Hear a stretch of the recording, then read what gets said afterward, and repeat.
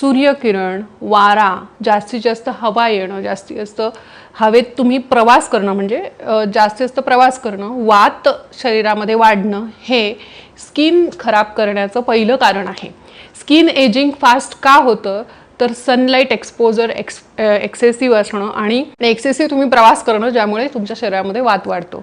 आता हे तर आपण अवॉइड करू शकत नाही, म्हणून डेली झीज होणार आहे. मग त्याचा पर्याय काय, तर एक्सटर्नल स्किन केअर. तुम्ही स्वतः कशी स्किन केअर करतात, मला खूप जणांनी प्रश्न विचारलेत, माझ्या पेशंट्सने सुद्धा. आणि माझ्या पेशंट्सना मी काय काय रेकमेंड करते, तर पहिला मंत्र मी सांगते की गो फॉर ऑल नॅचरल. सगळ्यात महत्त्वाचं की जेवढं निसर्गाच्या जवळ तुम्ही जाल तेवढं तुमच्या आरोग्य तुमच्या जवळ येईल.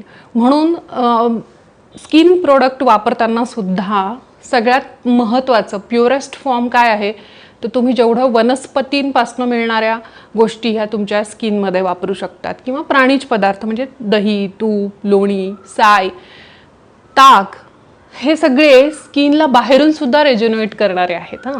म्हणजे उदाहरणार्थ तुम्हाला स्किन टॅनिंग होत असेल, त्वचा काळवंडत असेल, विशेषतः उन्हात जाऊन आल्यानंतर, तर सोपा उपाय काय आहे, दही लावणं.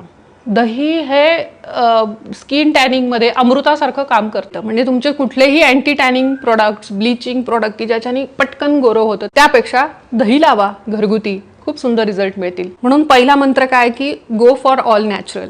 जे काही निसर्गामध्ये उपलब्ध रॉ फॉर्ममध्ये आहे ते तुम्हाला खूप सुंदर रिझल्ट देतील. दुसरं म्हणजे मिनिमाइज द सिंथेटिक प्रॉडक्ट्स. म्हणजे सिंथेटिक प्रॉडक्ट्स आपण अगदीच मिनिमाइज नाही जरी करू शकलो तरीसुद्धा त्याचं प्रमाण मिनिमम करा तुमच्या स्किन केअर रुटीनमध्ये.